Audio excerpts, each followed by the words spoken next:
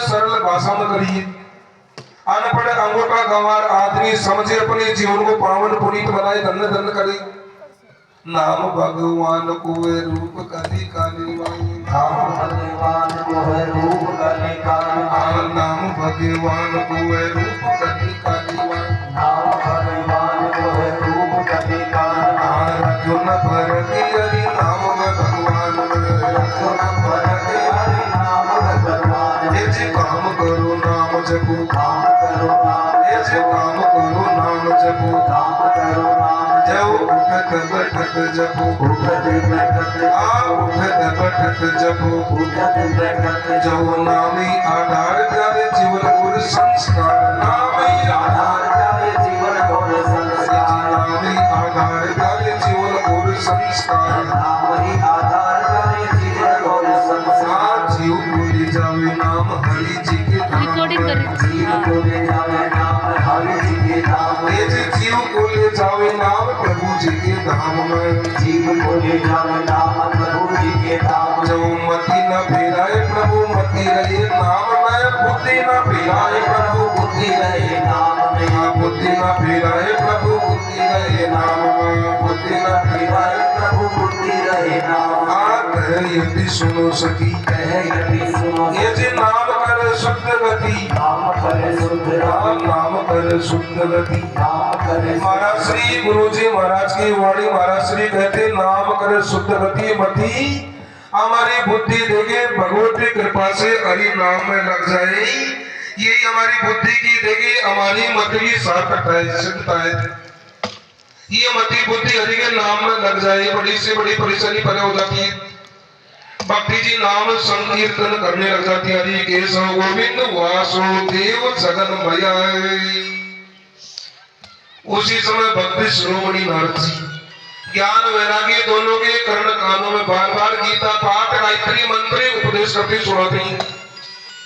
जैसे तैसे दोनों ज्ञान वैरागी चेतन अवस्था में आते ही कुछ समय के लिए चेतन अवस्था में रहते, लेकिन पुनः मरणासन हालत में नीचे गिर जाते हैं।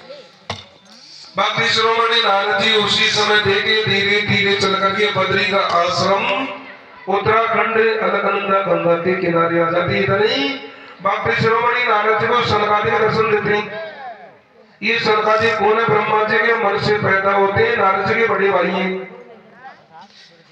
सभी जीवों की उत्पत्ति ब्रह्मा के शरीर और मन से होती है। सृष्टि विस्तार का चरित्र कल आपको श्रवण कराएंगे। ब्रह्मा जी के शरीर और मन से सभी जीवों की उत्पत्ति ब्रह्मा के तन मन से होती है। सनकादिक ब्रह्मा के मन से पैदा होते नारद जी के बड़े भाई हैं। अब जैसे सनकादिक बोले नारद जी को देखा, नारद जी कभी नीचे गिर जाते, नारद जी के सर के बाल उखड़े वेड़ा कभी नीचे गिरती है। चारों सनकादिक नारद जी से बार बार कहते कदम ब्रह्म दी नमे मुख में कृत चिंता तुरो भवान तवरिति गमयन्ति कुत्रस्य कुत्रस्या गमनम तव। चारों संत बार बार नारद जी से कहते अरे नारद जी आप तुम श्रीमन नारायण के परम भक्तों, परम लाडले सेवकों, परम अनुचरो, आपके चेहरे पर चिंता की लकीरें हमें नजर आती, आपको ऐसे क्या चिंता हो रही? विप्रदेव ब्राह्मण देव नारद ने बताओ तो सही। अर्थ चिंता तुरो भवान, इतने जल्दी जल्दी आप कहां से आ रहे हो, कहां प्रस्थान कर रहे हो, हमें बताओ। तवरित गमयन्ते कुत्रस्य गमनम तव। तब नारद जी रोने लग जाते, हाथ जोड़ करके बड़े भाइयों से कहने लगी धरती पर ही भक्ति महारानी वृंदावन की धरती पर बैठ करके रुदन कर रही, रो रही है। भक्ति जी के दो बेटे, एक का नाम है ज्ञान, एक का नाम है वैरागी। मैया तो जवान लेकिन बेटे बड़े अवस्था में मरने जैसी हालत में दोनों बेटों की। भक्ति जी बैठी बैठी रुदन कर रही। मैंने गीता पाठ में सुना है, वेद मंत्र गायत्री उपदेश के कर्णों ने किए हैं, लेकिन ज्ञान वैराग्य जैसे तैसे चेतन अवस्था में आते, लेकिन पुनः मूर्छित होकर के नीचे गिर जाते। चारों सनकादिक नारद जी के साथ साथ बद्री का आश्रम से चल पड़ते। हरिद्वार के पास आनंद वन है, आनंद वन में आ जाते। आनंद वन अत पापमय, शास्त्र पुराण ऐसा कहते आनंद वन में जाने से ही जन्म जन्मांतरों के पाप सुत ही परे हो जाते, पाप संताप सब दूर हो जाते, तब सब परे हो जाते। आनंद वन महत पापमय चारों सनकादिक आनंद वन में गंगा के किनारे आते ऊंचे आसन पर सनकादिक बैठ जाते हैं। सामने नारद जी को बैठाया जाता है, भक्ति जी को लाया जाता है, ज्ञान वैराग्य को बुलाया जाता है। अनेक संत मंत्र दौड़े दौड़े आते हैं, आनंद वन में आकर गंगा के किनारे आकर बैठ जाते हैं। भगवत रस गई, भगवत रस का देखे भागवत रस का पान करने लग जाती हैं। बड़े बड़े सिद्ध महापुरुष आते, विश्वामित्र मेधातितो गौतमो देवल, सनकादिक ऊंचे मंच पर बैठ करके नारद जी से कहते, सुनो नारद जी, आत्म देव पर तस्वीरम वेद विद्या विशारदम। अरे देवर्षि नारद जी, तुंगभद्रा नदी के किनारे बड़ा सुंदर नगर है। इस नगर में उत्तम देव, आत्म देव नाम के ब्राह्मण रहते हैं। नगर का नाम है उत्तम नगर। उत्तम नगर किसको कहते हैं? इसी नरदेव को उत्तम नगर कहते हैं। इस उत्तम नगर में जीव रहता है। जीव की धर्म पत्नी का नाम है धुंधली। धुंधली शास्त्र पुराण में बुद्धि को धुंधली कहते हैं। इस ब्राह्मण की धर्म पत्नी का नाम है धुंधली। पुराणों में शास्त्रों में धुंधली बुद्धि को कहते हैं। ये बुद्धि हर समय जीव के साथ में दगा करती, इसलिए जीव जल्दी से सच्चा सुख सच्चा आनंद देके जीव पाता ही नहीं है। दुखी होकर के जीव फिर कहा जाता है संतों के पास जाता है। आत्मदेव ब्राह्मण की धर्म पत्नी का नाम है धुंधली। तुंगभद्रा नदी के किनारे उत्तम नगर है। ये उत्तम नगर ही कच्छ भुज के पास गुजरात में पड़ता है। आत्मदेव जी मन में विचार करने लगे, मैंने यज्ञ अनुष्ठान पावन पुनीत सदकर्म की, लेकिन भाग्य में संतान का सुख नहीं है। घर में धन धान्य की कोई कमी नहीं, लेकिन कोई खाने वाला वारिस भी नहीं है। पत्नी के विचार अच्छे नहीं है। पत्नी पूरे दिन मेरे से गले करती है, झगड़ा करती है। अब इस घर में रहने से क्या फायदा? अभी शरीर में रहने से, उत्तम नगर में रहने से क्या फायदा? बुद्धि हर समय जीव को देखिए, जीव को कष्ट देती है, जीव के साथ में बुद्धि दगा करती है। आत्मदेव दुखी होकर मरने के लिए, शरीर को छोड़ने के लिए जंगल में एक तालाब के पास आ जाते। तालाब के भीतर पानी में बढ़ करके आज डूब के मरूंगा, आत्महत्या करूंगा मैं। तालाब के भीतर प्रवेश नहीं करते। अब जैसे डूबने की तैयारी, सामने से एक साधु आ जाते, सन्यासी कच्चिदागतम। आत्मदेव जी बड़े राजी हो जाते, आज मेरे पर भगवत कृपा, ठाकुर जी की कृपा हो रही, संतों के दर्शन भगवत कृपा से। बिन हरि कृपा मिलई नहीं संता, बिन हरि कृपा मिलई नहीं संता, बिन हरि कृपा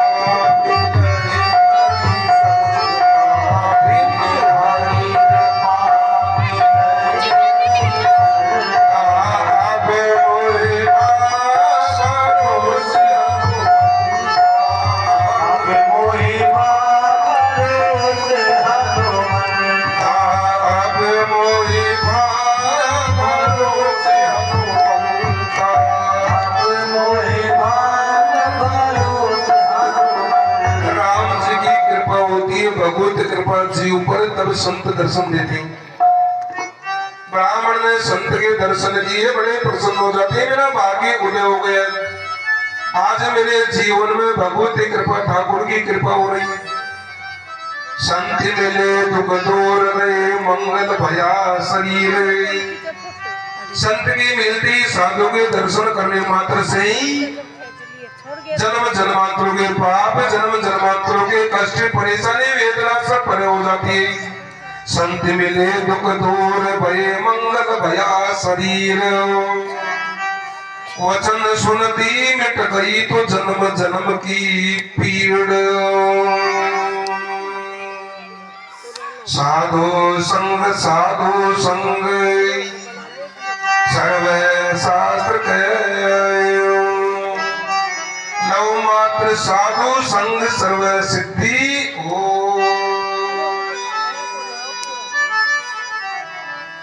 ब्राह्मण देव बड़े प्रसन्न हो जाते हैं संत के दर्शन। आज मेरे जीवन में ठाकुर जी की कृपा हो रही है। ठाकुर जी की कृपा की बदौलत देन आज साधु के दर्शन। शरीर को बाद में छोड़ूंगा, पहले संत के चरणों में वंदन करूं, हाथ जोड़ो, वंदन प्रणाम करूं, आशीष ले लूं, आशीर्वाद बाबा जी से ले लूं। तालाब से बाहर आना थे ब्राह्मण देव साधु के चरणों में बार बार वंदन प्रणाम। साटे भी नमस्कार गुरु स्वागत धन वन सत जन्मार्जितम पापम संतरो संग। साधु के चरणों में लेट करके बार बार हाथ जोड़ते हैं, लेकिन आंखों से अश्रु बहाते। साधु जी कहने लगे, रे ब्राह्मण मेरे सामने आप क्यों रोते हो, क्या आपको दुख है? खत्म रोदसी विप्रमता चिंतावली असी वदम तवम सतवर्म फलम स्वस्य दुख से कारणम। साधु जी कहने लगे, ब्राह्मण देव ऐसा क्या आपको दुख है जिस दुख से दुखी होकर के मेरे सामने आप रोते हो, क्या बात है बताओ मुझे। अवश्य दुख से कारण, दुख का कारण बताओ देव।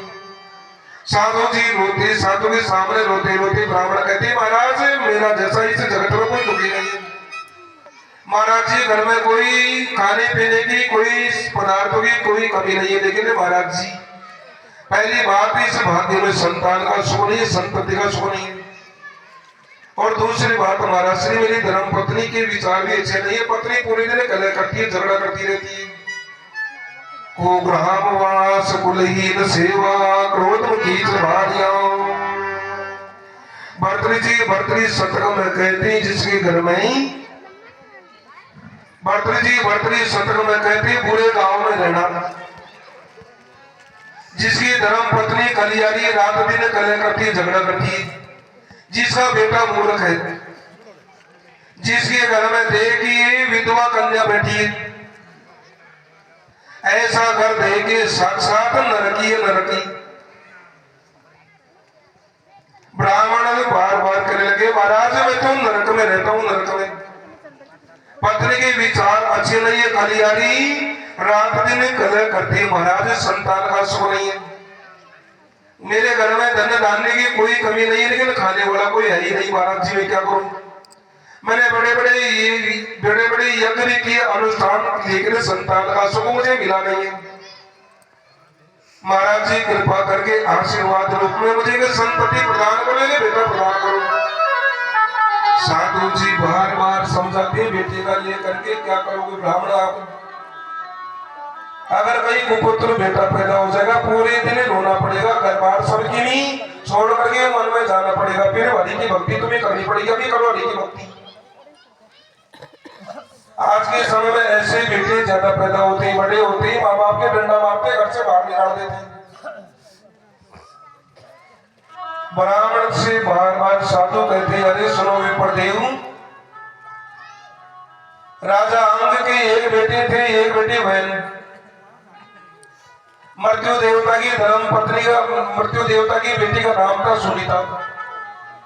सुनीता की शादी राजा अंग के बेटे अंग के साथ होती है। अंग महाराज अत्रि के बेटे, अत्रि ऋषि के बेटे, अत्रि ब्रह्मा के नेत्रों से पैदा होते हैं। वह बेटा ऐसा दुराचारी पैदा होता है। आधी रात में, अर्धरात्रि में राजा अंग को घरबार राजपाट सबके भी छोड़ करके, अपनी धर्म पत्नी को महल में सूती छोड़ करके, अर्धरात्रि में घरबार सबकी भी छोड़ करके जंगल वन में जाना पड़ा राजा को। अरे राजन, संतान से कभी सुख मिलता नहीं, संतान केवल ही राजन सुख तो केवल कर्मों से मिलता है, संतान से सुख मिलता नहीं है। तो जीव की अज्ञानता। भजन करो राजन, अच्छे कर्म करके अपना कल्याण का मार्ग तय करो, प्रभु की प्राप्ति करो। जन्म दुखम जरा दुखम जाया दुखम पुनः अंत्य काल महादुखम तस्मात् जागृहि। ब्राह्मण रोने लग जाते, हाथ जोड़ करके कहते, महाराज कृपा करनी पड़ेगी, आपके दर्शनों से बड़ी शांति मिल रही है। महाराज भी कृपा करोगे, पुत्र रतन भी मुझे प्रदान कर दो। साधु के दर्शन करके ब्राह्मण को शांति मिल रही है, आनंद आ रहा है विप्रदेव को। स एव साधो सो मोक्ष द्वार प्रथम। साधु जी उसी समय देखे संतों का जीवन परिहित के लिए, परोपकार के लिए बाबा जी का जीवन होता है। हर सरोवर संत जन चोता बरस में परमार्थ के कारण ये चारों धारी दे। अष्टादश पुराणेषु व्यासाय वचनम द्वयमय परोपकाराय पुण्याय पापाय परपीडनमो। संतों का देखे कोई हित नहीं है। संत जगत हित के लिए, जगत के जीवों का कल्याण करने के लिए जगत में विचरण करते रहते हैं। जगत के जीवों पर कृपा अनुकंपा आशीर्वाद करके जीवों को पावन पुनीत बना करके भगवत धाम का अधिकारी बनाते हैं। इनमें संतों का कोई हित नहीं है, जगत के जीवों का हित है। अकारण बिना कारण बिना हेतु के संत मंत्री से भारत के पावन धरा पर विचरण करते हैं जीवों पर कृपा करने के लिए।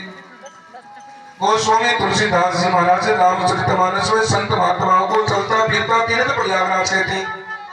मुद मंगलमय संत समाजो मुद मंगलमय संत समाजो मुद मंगलमय संत समाजो मुद मंगलमय संत समाजो जो जग जंगम तीरथ राजो जो जग जंगम तीरथ राजो जो जग जंगम तीरथ राजो जो जग जंगम तीरथ राजो। साधु जी बड़े प्रसन्न होकर के आज अपने झोले में से प्रसाद रूपी फल निकालते।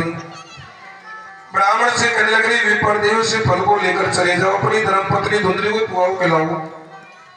आपकी धर्मपत्नी धुंधली से फल को पाएगी, ग्रहण करेगी। पत्नी के कोख से गर्भ से भक्तिवंत भक्ति करने वाला, अच्छे कर्म करने वाला, एक संत विचार वाला एक बेटा पत्नी के गर्भ से पैदा हो जाएगा, जन्म लेगा। जिस बेटे के जन्म लेने से आपका अनायास ही कल्याण हो जाएगा, आपका उद्धार हो जाएगा। ब्राह्मण आज अपनी अंजलि में फल को लेते बड़े राजी हो जाते। साधु की बार बार प्रदक्षिणा परिक्रमा करते, हाथ जोड़ करके कहती भगवान आपने मेरे जीवन को ही बदल दिया। संत की कृपा से ही पूरा जीवन ही बदल जाता है, साधु कृपा से। फल को लेकर के दौड़े दौड़े अपने घर आते। पत्नी धुंधली को आवाज लगाते, पत्नी दौड़ी दौड़ी आती। पत्नी के हाथ में अंजलि में फल भी देते।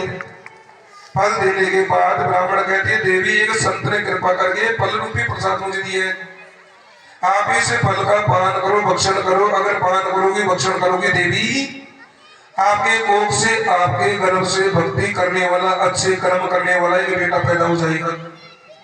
धुंधली अपने हाथ में से फल को लेती है, लेकिन पति की बात में विश्वास नहीं करती।